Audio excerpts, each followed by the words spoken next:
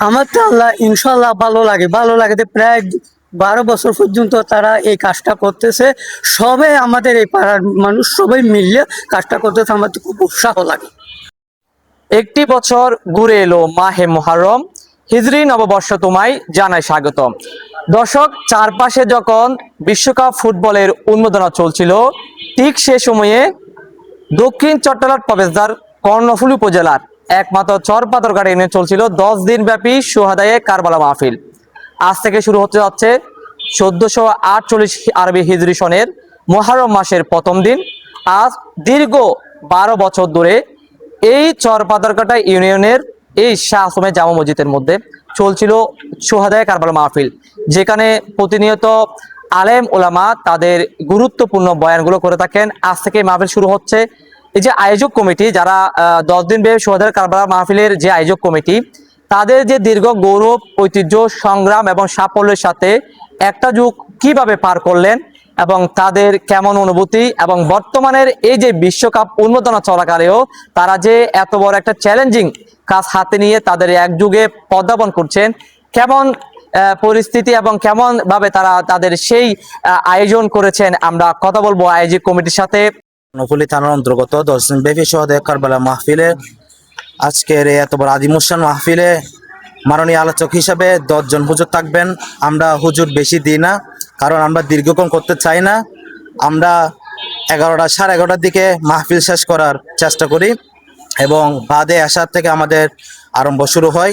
প্রথমে কোরআন কারীম তেলাওয়াত করেন এবং নাত মুস্তাফা সাল্লাল্লাহু আলাইহি ওয়াসাল্লাম পরিবেশন হয়। এরপর একজন মাননীয় আলোচক উঠে, এরপর আমরা 11:30 নাগাদ দিকে আমরা মাহফিল শেষ করার চেষ্টা করি। আমাদের মাহফিলে রয়েছেন 10 জন হাফেজে কোরআন এবং রয়েছেন আন্তর্জাতিক, বিশেষ করে জামিয়া আহমদ সুন্নাহ মাদ্রাসা থেকে শায়েরগণ 10 জন রয়েছেন এবং 12 জন আলোচক রয়েছেন।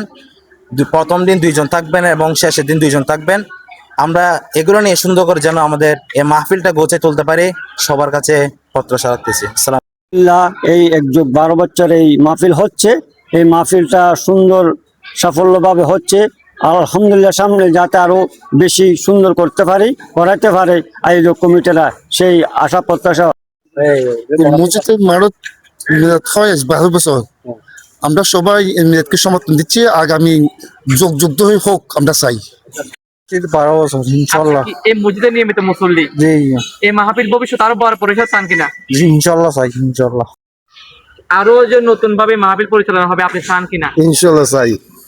আসলে এই মাহফিলটা আজকে এক যুগ চলতেছে। এখানে আসলে অনেক কিছু শিখে আছে। যেন এক সময় এখানে আমাদের সমাজে বিভিন্ন ধরনের গান বাজনা ছিল, কিন্তু এখন এই মাহফিল চলালাতিক আসলে আমাদের সমাজ বহুত কিছু গান বাজনা বহুত উঠে গেছে। আগে ফলাইতে সফরত যাইতো, সবাজে যাইতো, পেটনিকে যাইতো। ইনশাল্লাহ আশা করি এই মাহফিলের শিক্ষে কিছু মানুষ এলাকার আমাদের সমাজে উন্নয়ন হয়েছে। কিছু ফলে তাকে একসময় মোবাইলের মাঝে বেশিরভাগ গান বাজনা থাকতো, এখন মোবাইলের মাঝে বেশিরভাগ দেখি এখন মানে গজল, নাত রসুল, এগুলো মানে ইনশাল্লাহ আজ 11 বছর চলে বিলে, এই বছর 12 বছর এক যুগ। ইনশাল্লাহ এখানে তো ফলাইতে অনেক কিছু শিখছে, পরিবর্তন আসছে। পারে এবং ভবিষ্যতে যেন তারাও, আমরা যদি নাও থাকি, তারা যেন এই মাহফিল সুন্দর এবং সার্থক করে তুলতে পারে এবং যেন আস্তে আস্তে যেন কিয়ামত পর্যন্ত এই মাহফিল জারি থাকে, সেই আশা ব্যক্ত করে।